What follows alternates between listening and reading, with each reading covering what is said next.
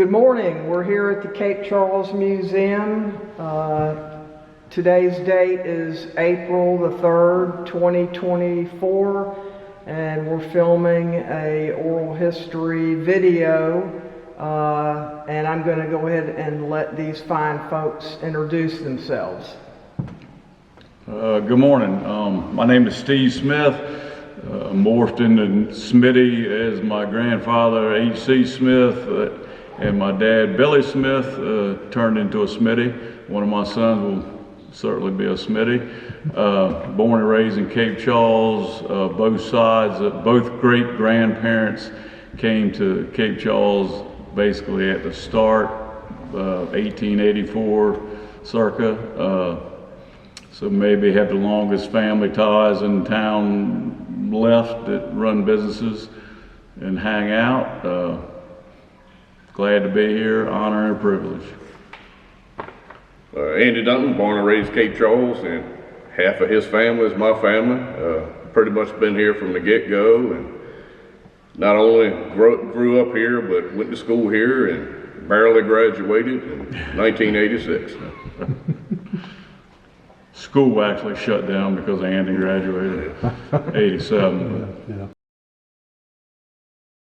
My great-grandfather name was William Henry Lambertson, W.H. Lambertson. He was born 1863, passed away in 1948.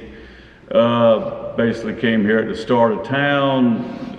In his obituary, there was 42 buildings in town when he came here, basically railroad properties and different, houses going up. But in the obituary it says when he passed away, he had built 80 to 90 homes, Methodist church on the corner of Tazewell, other buildings. Most of these buildings are still standing today. Certainly a lot of them aren't. He came to town. He was first married to a lady named Essie Galt, and had children by her. She passed away, but that side of the family, Sammy Lambertson, which had the car dealership on the corner of Mason and what is that, Nectarine? Yes. Bottom of the hump. Yeah. So that's kind of one side of great-granddaddy's family. Then he came to marry Bertha Dewar, which is my great-grandmother. She's from the Dewars of Accomack County. They had 4 girls, 1 boy, which is my grandfather, Henry Jennings Lambertson. Everybody called him Jake. He got that nickname because great-granddaddy, his dad, had 2 mules and one of them was named Jake. So that's where that stuck. He was a wonderful grandfather, certainly helped raise me, married Elizabeth Gentry from Crozet up in the mountains. The story was in about the 1920s, he went hunting in the mountains and brought her back. And come find out, I ended up marrying a girl from Southwest Virginia, Christy Fugit Smith. She's also from the mountains, so you can say I followed maybe in his footsteps. He also had 1 son. My mother was named Ann Elizabeth Smith, or Lambertson Smith. Her brother was also Henry Jennings Smith, which was Herky Lambertson, which a lot of the old people will remember Herky. He got that nickname. Mom wanted to walk to school with him one day, and her bicycle was in the front yard, and he didn't want her to walk to school with the boys, the older boys, so he picked it up and threw it across the yard. So since that, he had the nickname Hercules, and everybody called him Herky. And he was a very, very, very well-respected man. Board of Supervisors. He was on the Board of Supervisors in Northampton County years ago, deceased. Wonderful people. Going back to growing up in town, one of my grandfather's sisters, which was Katie Collins. She lived to be 106 years old. And she wrote a book or her daughter, Jean Collins, wrote a little book, and it was called Cape Charles Chronicle, which is also in the museum here. She could tell you something about Cape Charles. Like the guy running around on the corners every morning or every evening would light the candle lights on the corner, and every morning he'd come and extinguish the lights. And it's certainly she had a great memory up until her death. Could tell you all about growing up and living in Cape Charles and the Lambertson family and just about anybody else's family. Stories of watching the workers build the hump, and that basically opened up in 1912. Great-granddaddy W.H. Lambertson had a sawmill right basically at the bottom of that. So she got to see the workers and the foreign workers, and they would sing all day while they were working on the hump and the railroad, and they were all speaking a different language, but using a little bit of cuss words here and there. And so she grew up with that. W.H. Lambertson, her dad and family, took in a lot of people, people that didn't have quite what they had, fed them, helped them as best they could, very, very spiritual people. Just treated people by the golden rule, and that's kind of how Andy and I live our lives. Treat people the way you want to be treated. Not hard to be nice and nice people.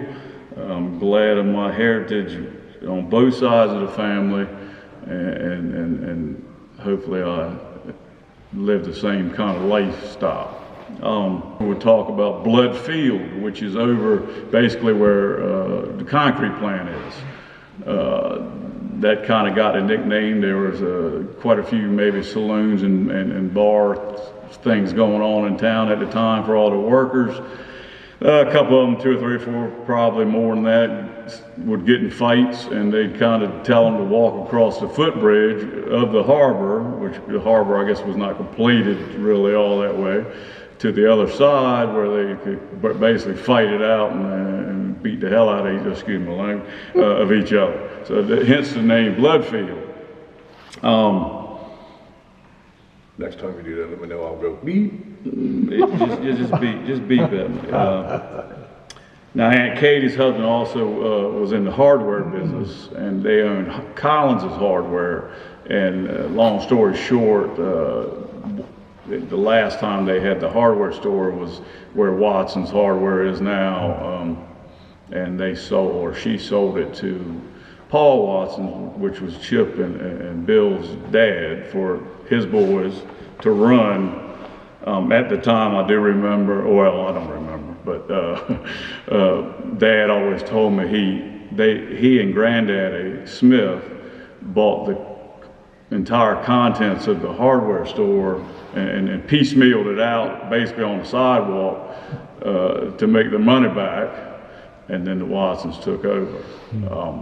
And probably some of it went in great granddad's hardware store as well. And Dad, I can remember,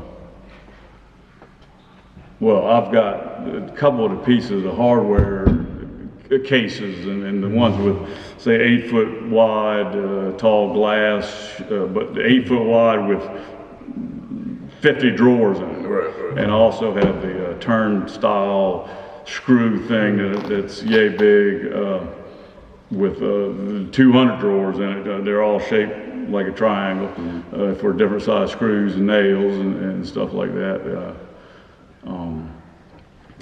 But very, very, very proud of my Lambertson side as well as Smith side. Sometimes I almost feel a little slighted about the Lambertson side for how many homes we built in Cape Charles and not mentioned that often. But being kind of mother hen mentality, I'm here to give him a thumbs up. Yeah, they were. He was well known, I think, for that in books and stuff. Now, people talking about it, maybe not. Imagine what the assessed value of his houses totaled up would be right now. Yeah, I don't know. There's a story when we talk about the Smith side about what Granddaddy Smith sold some houses for. We'll touch on that. Buildings, everything else when the town was basically dead, if you want to say it any other way. And excuse me if I use the phrase back in the day a lot here because it was back in the day, and things are different certainly now. And with me having a golf cart rental business, I talk and deal with 1 million people. It seems like a year. Every last one of them absolutely loves Cape Charles to death. They all want to move here. They all want to retire here. I'll tell them the story about growing up here and no internet, of course. But we'll touch on that, I guess, when we talk about growing up in town, kind of thing. I had a question about the lumber mill that he had over there, because didn't he have a house? Well, it was, yes, his lumber mill over Bloodfield, over by the concrete plant. Basically, I think, as reading the Cape Charles Chronicle from Aunt Katie, he had a lot of theft and people stealing a lot of lumber, and they lived a little bit farther away, so he built a house kind of right beside the lumber mill at one time. So they lived there so he could keep an eye on the lumber mill. That was fairly close to where the hump is, and then because I found a postcard that had that house right at the bottom. in it. Yeah, that was amazing. Yeah. What I remember seeing. Yeah. That was one story. Kind of like over where what we used to call the sand dunes is where that house was. Yeah. Which just reminded me of a whole nother story growing up in Cape Charles. You were talking about Harold Smith's hardware store after it developed. I used to love to just sit in there and talk to him. He's always had his chair and everything. He didn't have any prices on anything that I remember. But it had, if you asked him what something was, he'd do some calculating and looking or whatever and look at it. Yeah, he probably just said, well, whatever. Yeah, but he was, I loved sitting there just listening to his stories, like Sandy Island and stuff like that. Oh yeah, I've got some stories. Yeah, I was hoping you'd touch on that. If we switch over to the Smith side, my dad's father was, H.C. Smith or Harold Charles Smith, which I don't know if Andy even knows this. He was originally Charles Harold Smith, but he didn't like Charles, so he had to legally change. And this was probably, he was born out, Granddaddy was born 1894. And he used to tell the story, we got this from Andy's dad, Russ Dunton, which Russ is probably the oldest living Smith relic of any of us left, not a whole lot left here. But he'd like to tell the story, Granddaddy liked to tell the story that in his lifetime, we're still fighting engines, as he called the Indians. We're still fighting engines. The car was invented, and we put a man on the moon. Yeah. So, and he lived at what, 1987. I believe it was 1987. I think he was like 90, whatever it adds up to be. 93, I believe it was. Now, the Smiths actually were from England. They came to Jamestown, came to, I believe, Northampton County, then Accomack County, then Oriole, Maryland, which you know a little bit of history of Oriole, Maryland. William Sidney, his dad, William Sidney was the first postmaster in Oriole, Maryland, but it was actually William Sidney's dad, which was also another William Smith, who gave the name to Oriole, Maryland. Oh, really? Did not have a name, and he had a store. And apparently stores must run in the family. And in that store, I can remember in my lifetime, it was a lot of stores that had our local post offices in them. But in that store, he wanted to put a post office, and the Postal Service or Postmaster General was like, well, you have to have a name.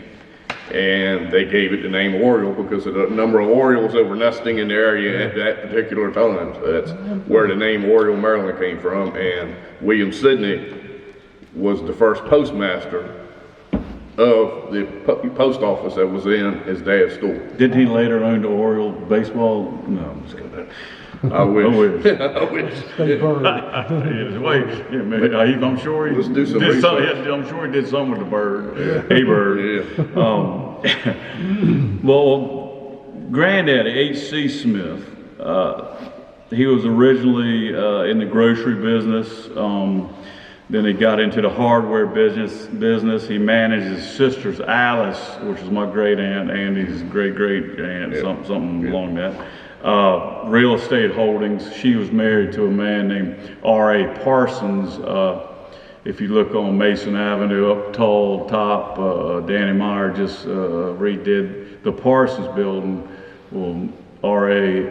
built that. He also built the house on 212 Bay Avenue, which to me still is one of, or the. You can say this is the best looking house on the beachfront. Yeah, it is. He was in like more or less commodities, and in Aunt Katie's book, he at one time was maybe one of the wealthiest on the Eastern Shore, man. Parsons Road was named after him because of his produce business he had outside of town. We can remember when, I know you remember 3 lanes going in and out of town, and at that time the railroad track actually went over there where they would pick the produce up at his produce place. You know. But he owned several buildings in town, properties, houses, a bunch of houses, being probably a dozen or more houses at one time, maybe more. Yeah, I got the impression he owned a big chunk of, a lot of homes and buildings on Mason Avenue. Going back to the story, the property values in town, late 70s, Dad and Granddad, or Granddaddy and Dad, sold 8 houses in town, all for $35,000, not a piece, all 8. Well, Granddaddy was renting them out, and the town, of course, was just locals. Town was not prospering, I can tell you that. The town said either fix them up or tear them down, and so he sold. One man in Norfolk bought all 8 houses for $35,000, the Parsons building for basically $35,000, and all the buildings, which is now AJ's Bar and Grill, whatever that new building's going to be. Next to that, the house on the corner, Dad kept. That's 6 Peach Street, which is now Salt and Sand Restaurant building, the convenience store building now. He kept that. Dad opened up which my father was a William H. Smith, aka Billy Smith, aka Smitty Smith, you name it. He kept those. He put a laundromat in about 1980.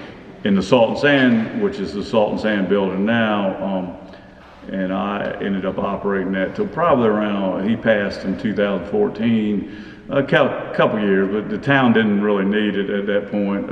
It did fairly well, in the 80s and 90s. You had a lot of migrant workers that would come in by the bus loads and different things, but he kept, let me go back here.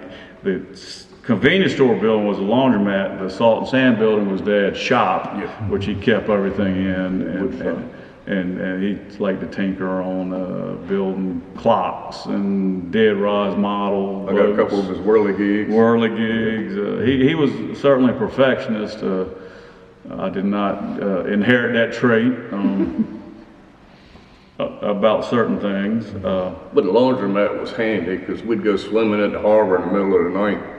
And rather than going home with wet clothes, we could just go in there for a quarter, dry your clothes off. It was like nothing ever happened. He'd never lock it. So, it's open 24/7. The funny thing was, we had another laundromat right on Mason, right a few steps down the street, and Soon as Dad built that laundromat, that one caught on fire. I don't know what the connection there was, but it turned out to be a pretty lucrative that happened at that time. I got paid to do a lot of things, but that wasn't one of them. Yeah, well, your late night clothes dry might have caught that on fire. Just looking at my notes, going back to Granddaddy, he put most of the furnaces in Cape Charles in the houses.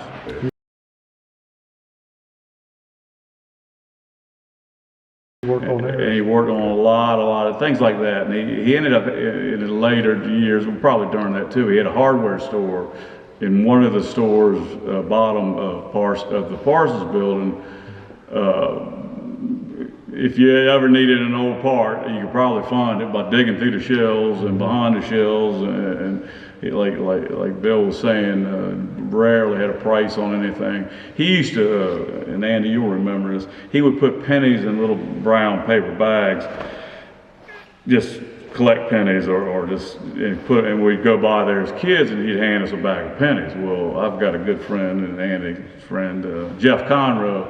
Jeff and I were built about the same, and Granddaddy couldn't see out of his Coke bottle glasses. And so Jeff's walking down the street, and he's going, "Hey, Stevie, come here, here's a bag of pennies." And well, Jeff still owes me that damn bag of pennies. He will not pay me back. That brown Maverick would stop every time he saw me, and it was always a bag of pennies. Now, he would give me one, he'd get up from his chair. Now, where his chair was, he liked to rock back on his two hind legs. And it's covered now, but the last owner didn't have it covered. Nice hardwood floors. But where those two legs were, it literally wore two holes right down through, right through the subflooring. But I knew he was ready to get me out of the hardware store, because I'd go in there and, "What's this? What's this?" I asked him a million questions. He'd get up from his chair, not say a word, pull this piece of cardboard back, reach back there and get a little sandwich bag or penny, it was probably a penny nail bag. Well, usually 50 cents in a bag. And he'd give me that bag of pennies, and I knew he'd heard about all he wanted to hear from me. And I needed to take my pennies to go ahead and get out of the store. He didn't talk a lot. I do remember one day, because he couldn't see very well in later years, I had like 6 dimes in the bag, and I thought, he thought they were pennies. The neatest thing I found in there, I remember as a kid thinking it was a ninja star. It was these little things about that big around, but they were flexible, but they kind of went out, like a star almost, but it was only 3 points with a hole in the middle. I was like, what are these? He said, well, you take them and you put them in the corner of your steps, and you drive a nail right in that hole in the middle, and it would give a curve in the corner of your steps so the dust wouldn't settle there. I mean, but it's ingenious to think of some of the stuff that they had back then. I mean, just something little like that would go in the corner of your steps so that dust wouldn't settle. I saw a picture on Facebook the other day. Somebody had redone the steps, and they had these little things in the corners. It's dust. Fancy little work, and it's kind of like a sheet of brass, but it's very flexible. But it's kind of decorative at the same time. But just and he had boxes of them, and it's just something that would go right in the corner. I mean, just little neat stuff like that. And that was in the center. He had a lot of stuff in boxes in the center of the hardware store. Oh, you didn't know what it was. Yeah, and now around him it was, crab nets, lures, sinkers. I remember bobbers. I remember the only new stuff that was in my great-grandfather Harold Smith's hardware store was what was immediately around him. You had crab nets, bobbers, fishing lures, and he talked about the campers that would come in. He would do a lot of business, he said, with the campers, which and all that stuff really wasn't much business all the way around. I think. It was kind of as a retirement business, certainly. I was in there one day and somebody asked for something. He said, "No, you need to go to the other hardware store." And he pointed down at Watson's. Well, he drove Andy and I remember this because we always joke about this, a brown Ford Maverick, little Ford car.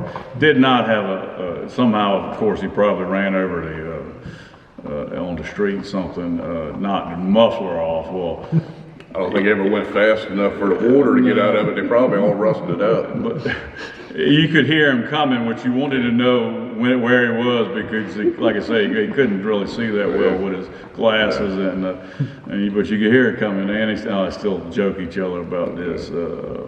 thank the Lord that people couldn't hear him. And no, I would be in my house 3 or 4 blocks away and know he was heading home for lunch or something. And he'd go slow enough that, I mean, people had time to run out and put quilts around their cars or stuff, and so in case they did bump up against them, it wouldn't cause any damage. Repark my block away and walk back home. Yeah, that's right. That's right. But one story with Granddaddy was putting the furnaces in the houses.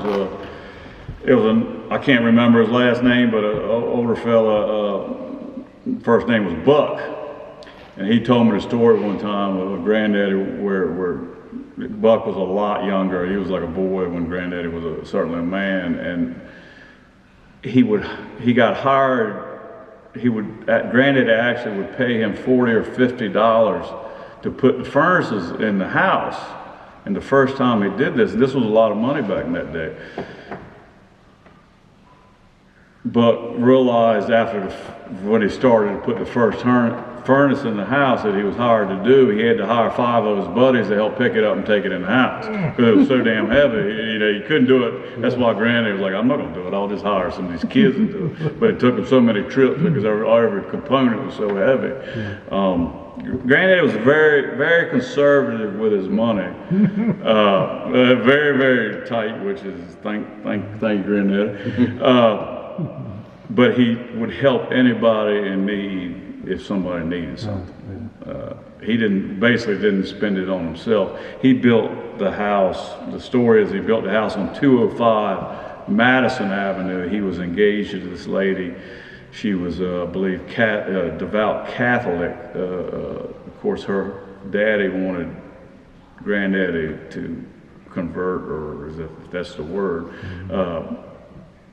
Granddaddy didn't really want to go that complete route, and they split up, and he had built this house for them to move into as they got married, because my grandmother, Hilda Smith, Wilson Smith, always said, well, you built this damn house or some other woman. But Granddaddy wasn't going to do it. I do remember he had pecan trees in the yard, and we'd go there and load up the pecans. But talk about his tightness, I can remember him talking about he had bought, I don't know how many he bought, but I think there's still some left, a bunch of spots at the cemetery. He said it was the best investment he had ever made, because where he had rental property, he had to get that grass cut and, worry about paying somebody to cut the grass. Most of the people wouldn't cut it themselves, but he said, best investment I've ever made is perpetual care. He said somebody always cut the grass and it'll be taken care of. No, he held on to his money. And he didn't have a ton. Dad was saying the other day that he used to talk about that he'd get a store and it was a lot of credit. You would have to give your customers back then because they'd get paid at odd times. And when the stock market crashed, you're talking about the 30s, and there's a lot of money he didn't get paid. And so he said he went broke a couple of times and it did okay a couple of times. So he had some highs and lows. One really good story on Granddaddy. Now in 1920, income tax was brought upon us all, and Granddaddy back in that day was like, hell no, I'm not paying any income tax. Like sometime in the 20s, maybe early 30s, IRS sent a man to Cape Charles, and they put him up in the hotel, and the man ended up going to all these stores and asking, all right, well, CC Smith, what does he spend here? How much does he spend on groceries, this and that, and came up with some figure. And Granddaddy, of course, was looking at jail time. It was a considerable amount of money at that time. And he just kept having meetings with this IRS guy. And well, long story short, he ended up joining him down to where he could pay. Granddaddy went to the lawyer, which was lawyer Dickinson, which handled everybody in the world here back in the day. And Mr. Dickinson told him, said, well, you're looking at jail time, so you're going to have to pay him some amount of money. Well, Granddaddy, being Granddaddy, he kept having meeting after meeting after meeting, and finally ended up paying about probably a fifth or a fourth of what he, or eighth of what he owed, just to satisfy that. But, and speaking of Dickinson's, right next to the building that the Dickinson's had, caddy corner of the post office, it's a lot there now, but that was the Smith house when great-granddad moved down here. When Harold moved down here with his dad, Smitty Smith, that was their house. I can remember, in my time, it was always vacant as far as I can remember. I even remember the JCs would do their haunted house in there every year. And for the whole month of October, the JCs were in there. Very unique roof on it. I've got a picture I'll share that you're more welcome to put up. And I think at one time they boarded people there in this house. As a lot of people and families boarded people that came into town. And which house would that be? It's not there now. It was called the Smith House. Caddy corner from the post office. You've got well, it used to be Dickinson's Insurance and all that stuff in that one-story building, but right next to it there's a vacant lot. It sat right on that vacant lot. I think they called it the White Elephant at one time too. Okay. Yeah. And you said he had boarders there? Yeah, well, it was, Sydney didn't, but Sydney's wife did, boarded people there. I guess she was the one in charge of the boarding house, so to speak. And didn't they board some of the people from, some of the sailors from over? Yeah, I think so, yes. Yeah, because there were some stories I heard about. It was rough and tumble crowd there one time. Nothing that we ever did, Andy. Yeah. Well, we touch on the story, and Bill knows all about this because he helped my family get the Naval inquiry. Sandy Island, which was basically off of the campground, and if I'm right, Bill, you can answer this. Did not Westcott's Point go all the way to the duck line at one time? Yes. Okay. It probably went to Sandy Island way back. My understanding it was like connected all the way to what we call the duck line, which is at the mouth of Kings Creek. Yeah. Well, back in the granddaddy was in World War I. And he was stationed, it was a naval depot, supplied buildings. If you see the picture, you can really, it blows your mind that they were buildings basically as big as the ones on Mason Avenue out there. And well, anyway, him and some buddies were cooking, as the Naval Inquiry says, crullers, which donuts, frying some donuts, and it caught fire, and all of it didn't burn down, but enough of it burned down that Franklin Roosevelt had signed off. Franklin Roosevelt had to sign off on this Naval Inquiry. He was secretary of the Navy. Yeah, he wasn't president quite yet. Maybe help push him there. And probably catapulted him to the top, but they didn't get any trouble. They got it was an accident. But one of the stories I had always heard was all the supplies, guns, and whatever you want to say was there. The bigwigs in the Navy ended up more or less taking them home, and of course they just rode it off in the fire, kind of thing. Yeah, I heard that same story.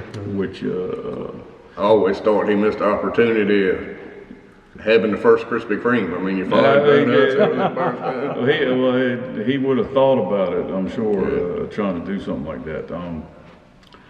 They called it the Cherstone Island back. The Navy called it that. And I think they called them the Mosquito Fleet. I think the people that were the minesweepers that were stationed there. They had Menhaden boats maybe as part That's of why we have mosquitoes now. They probably ship them in on all those flights. Well, I can tell you what, they wouldn't be paying what they are for a house now if the Menhaden factory was out there. So he basically did the town a favor, really, if you think about it. Yeah, well, I guess before we talk about my great-grandfather, my great-grandfather. Yeah, my William Sydney Smith. I just want to touch on my parents. William, I said that William Billy Smith and Ann Lambertson Smith, so that goes back to the Lambertson side, of course. Dad owned several businesses in town. He had a boat business, which is one of the buildings where Vance has his furniture store. He opened it in 1958 till about 1980. He actually sold coal out of the back of that. William H. Smith Coal Company, which makes it sound like it's on Wall Street. He started a laundromat. Laundromat. He was a Marine Corps fighter pilot right after the Korean War, And Dad never said, man, Bill, you knew Dad. He never talked a lot. He was kind of quiet. He never bragged or boasted or anything. But one of the stories I like to tell, he was in the reserves, flying in the reserves out of Hampton, and he had some buddies at UVA, and there was a football game. And it might have been George and Tommy Savage there at the time. Well, so Dad takes his jet from Hampton and flies up to Charlottesville, and he's listening to the game on the radio, and he buzzes Scott Stadium.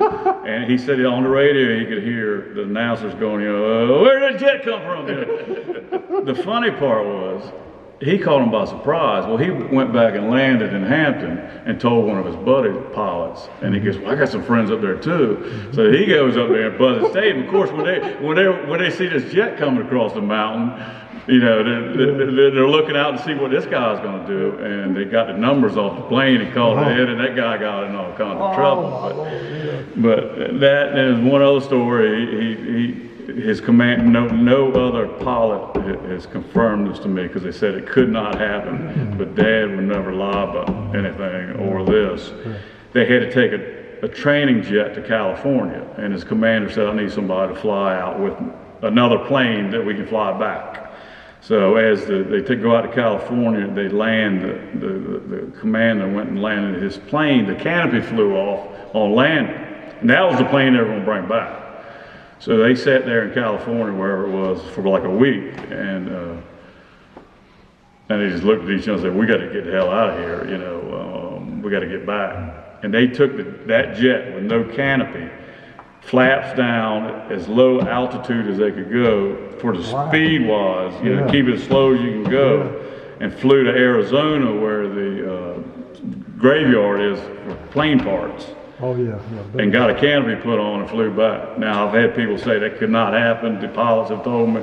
I said, well, Dad just wouldn't lie, and he wouldn't tell that story if that wasn't true. I don't know how fast he was going. That was probably Yuma. That's right on the corner of Mexico and California. It's a Marine Corps Air Station, so that's probably where they called it graveyard. And I remember I called him Uncle Bill, your dad, telling me, but right before he got his wings, one of the first things he had to do was land on an aircraft carrier. Or the last thing he had to do was land on an aircraft carrier. He said, I'm gonna tell you, some aircraft carriers were small back then. When you're looking at them and you go to land on a jet. I can't imagine that. He buzzed the beach at Cape Charles one time. Well, we talked about this with Russ. He would buzz the beach, and he would turn on the side, and you could see his face, because he had family, here. My grandmother, which would have been Uncle Bill's sister, she was Phyllis Smith, ended up being Phyllis Dunton. She said he rode by one time, you could see almost every teeth when he was smiling when he went by. He was kind of a little hot dog. I guess if you're a fighter pilot, kind of thing, you got a little confidence in you.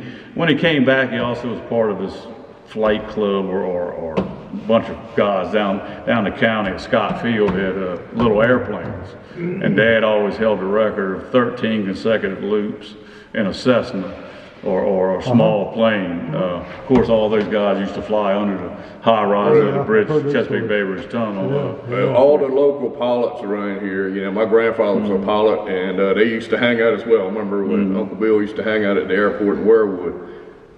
Every one of them had the same opinion. Nobody could read an instrument like Uncle Bill could. No. He said you could black out that screen. He was so good at reading those instruments, he could get that plane from point A to point B without looking out that window. He was very good with those instruments. And he also built several boats, small boats. He would, they say the story was like on the point of land, he'd fly across the point, motor would be flying up in the back, because he's going across the sand, and he gets to the other side and the motor drops down and keeps on going. He never talked to me a ton about that, because I think, but I always realized that I could screw up a little bit too, and he would understand. Thank you, Dad. The boxes those motors used to come in, I can remember in the early 70s, when one would make its way, the box, that is, over to our house, and to play one of those boxes for hours at a time. They were well-made boxes. He had a boat called a Banshee. Banshee, I remember. It had a big motor on it for the time. I think it was like Scott Atwater or something like that. I think the biggest motor at that time was like a 33, and the head of it was like But I remember one of the neat features it had. It had a thing on it that you could lit at the bottom of your boat, you would pump your boat out there. It was somehow worked off the engine there. Cooled the engine maybe. Yeah, and I think he sank it at one time. I don't remember what the deal was. Your dad was talking about it. It might have been going across the damn sandbar Yeah, and then it dropping may it, have you know what I something, mean? yeah, He had, yeah, it wasn't my mother, it was before my mother's time, a girl with him and that, it had, and they had to swim and pull the boat across the shallow water to land so they could get it back. And it was wasn't the best date in the world, I guess you say. And he flew right here out of Cape Charles. I came across some pictures the other day. Right across the street from us is a strip called Holland Field. And it was Cape Charles Flying Service, and he would fly right out of here. And of course, it ended up being Northampton Country Club, and of course now it's, was it Bay Creek East or Marina Village. Marina Village is east, yeah. Well, I think Holland Field was sort of opposite. There, was it Parsons had a greater shed, or Bender had a greater shed? Back street. On the right-hand side as you're going into Cape Charles there. And it seemed like to me it was right east of that. Because I remember when I was a kid, my dad used to take us out there, and they had a lot of little Lake Plains cubs, Piper cubs. And You talking about where Kings Creek Landing is now? Is that where you're talking about? No. Oh, you're talking about right here? You're Well, talking about right here? Yeah, exactly. Okay, yeah, there was a strip there, but Holland Field, I confirmed with Paige Scott's wife. Yeah. And she said that Holland Field was right here, so as soon as you got in town here, you just took a right and there it was. Huh. I can't remember that. Unless that's where Because the golf course was put in when? I mean, that was in the 20s? Yeah, I think, yeah. This was supposedly, as you zoom in, Holland Field, Cape Charles Flying Service. Yeah, because I remember some girl got injured out there. She did, there was a lawsuit. She walked into a propeller and Yes. was injured pretty badly. It was a pilot from Richmond who was over here, they were doing a little air show, and he was real young, and after the accident, they found out he didn't have a license, but he flew here from Richmond. And Mr. Holland was like, here, I'll pay you, to help. And he was up there hot dogging, doing loops. Yeah. Was gonna do a barrel roll, but it was two girls from school right here in Cape Charles that got in there. And he claimed that the weight, he wasn't able, with both of them behind him, to do the barrel roll, so he did some dodges and stuff. And the lady that was hurt, I say lady, she was actually a student here at school, got out, was dizzy, she was air sick, and walked right into the propeller. Yeah. And it was a lawsuit, and even went up to, Supreme Court of Virginia to settle it, and I think she won $20,000, what I read was right, which was a lot of money back then. Well, yeah, wow. But yeah, knocked her right in the head, the propeller. Yeah. I'd just like to touch on, my mother was Lambertson Smith. As every child would say or about their parent, mother, she certainly was a saint. Mom had cancer when I was, so probably early 70s. She lived to be 85, but she helped a lot of people that had cancer by writing notes and cheerful things. And I mean, I don't know how many people my age that I grew up with that came down with cancer. Mom would reach out. And she didn't forget a birthday. And she didn't forget a birthday. She would write notes and thank you notes and just notes out of the blue to people. None of us were perfect, but she certainly she did a great job. I feel a great job raising me and my brother.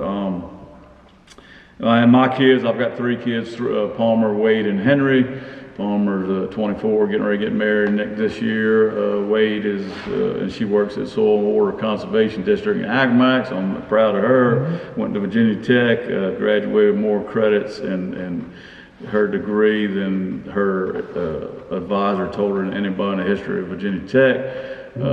Soil environmental science degree and animal science degree. My middle son Wade is one of the main guys at Cape Charles Yacht Center, and my youngest Henry runs the food truck Smashers on the beachfront. He's 20. He started at 18, did not want to go to college. He looked right at me and his mother and said, "I'm wasting your money and my time." He went to one semester, did nothing but go to the gym every day. He started this business. He's getting ready to start a restaurant in Norfolk this year, hopefully by July.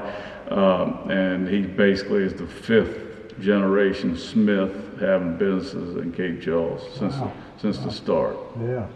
And but we need to touch on William Sidney Smith. Yeah, the little we know, but he I guess in a sense we wouldn't be here if he wasn't. No, we wouldn't. If he wasn't here, None of us would. No, Or him and I wouldn't. he was born in what's now Oriole, Maryland. It wasn't Oriole at the time. His dad's the one that actually gave the name Oriole.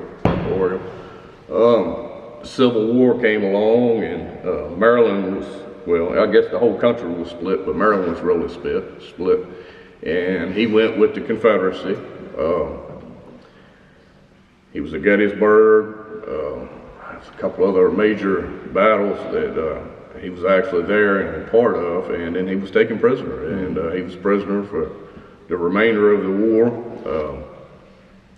Again, he was the first postmaster in Oriole, and then he packed up Harold and moved to Cape Charles. Cape Charles was the booming place. That was the place to go, to get stuff started. And I don't know as much about once he got here, but it's my understanding he was either in the construction, carpenter, a lot of the original buildings of Cape Charles he had a hand in. I actually have the flintlock. Now, this wasn't in the silver. That was in 1812. It's been in the family ever since. Wow. And that was a Smith, but that Smith was on the other side. We had a Smith married a Smith. He lived on the other side of the tracks. Yes. We had a Smith married There's a black Smith. sheep of the family. Yeah. There was a Smith that married a Smith. And they the weren't related. War 1820, they were not related. Well, it could have been. I mean, we came out Third normal. cousins. We came out normal. Oh, well, yeah, everybody would say that. But That's yes. why I don't know. Yes. Andy and I both like to kind of, I always use the term stupid humor. I don't know where the hell we got that Somewhere from. along that line. I don't remember Granddad ever even saying a joke. Maybe he did in his day. I do. Funniest thing I ever heard him say. Hilda won't sleep with me anymore. I had to go out and buy an electric blanket. It coming from somebody 90 years old, that was pretty funny. He spent money on the blanket, which I know he didn't like, and then he's got electricity to run the blanket. Exactly. All right, this letter was written by William Sidney Smith. And he labeled himself the father of Alice, who always, my early years, I called her Aunt Alice. Mabel, I called her Aunt Mabel. They would both spend their time in what they called the sun parlor at a house at Bay Avenue on the beachfront. Georgia, William, Harold, which was my great-grandfather, Steve's grandfather, and Elwood, and they had 6 children that died in infancy. He said, I left home August 28, 1862, with 16 other men and started for Mannequin River in an open canoe across Tangier Sound. We got in the bay, so we went to the creek in a marsh and lived all day and came out that night about sunset. We started across the bay and came near running into a Yankee transport, took down our sails and lay until we got to Little River and landed on a farm owned by Mrs. Barker, a widow. She took us in and built a fire, dried our clothes, and put beds on the parlor floor, and we slept there all night. It cost $100 in gold for each man to get up the bay. Explorer Mason took us. Next day was Sunday, and we stayed with the widow until afternoon, and she sent us to Heathville by her team. An old gentleman met us in Heathville, and he took us to the hotel and told the proprietor to give us all we could eat and lodges, and he paid for it. Next day, we hunted up a wagon to take us to Richmond and found a man by the name of Smith. He charged each of us $100 in gold. He was going to Richmond anyway with 2 sacks of salt to sell. We spent one night in King and Queen Rest House and arrived at Richmond the 3rd day after leaving Heathville. The Richmond people advised us to sell the team and salt to get our money back, but we didn't do it. We went to Spotwood Hotel in Richmond and stayed all night. The next day we found rooms with a private family on Main Street and left Bachelor's Hall. Stayed in Richmond 2 or 3 weeks. At that time, Captain Winder of Maryland was making up a regiment with the Marylanders, and we enlisted and we were sent to Camp Winder, Richmond, and stayed there until October. We were put on a train and sent to Stanton, Virginia with no organized company, only 50 strong.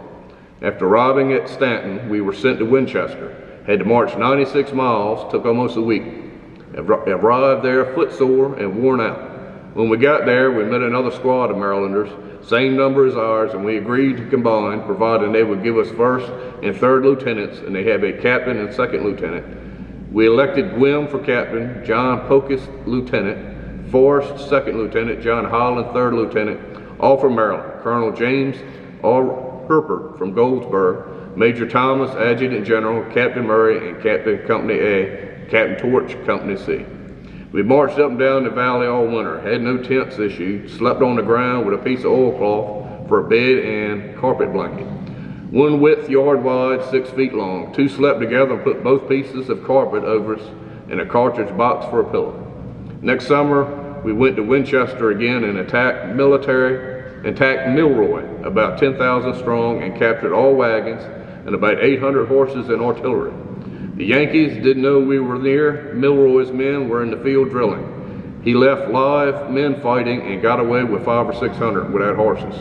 We took the prisoners all to Winchester and put them in fort, and I was to guard over them that day. Next day we sent them to Richmond. The fort was full of crackers, hams, sugar, etc. Had plenty to eat, and after leaving Winchester, marched to Charleston and crossed the Potomac and camped on Battlefield Antietam. Stayed 2 days, then went through Hagerstown, Frederick City, crossed the mountains and went through Chambersburg, and kept on until we got to Carlisle, Pennsylvania. Stayed 2 days and came back down to Columbia Valley and camped at Fairgrounds at Chambersburg.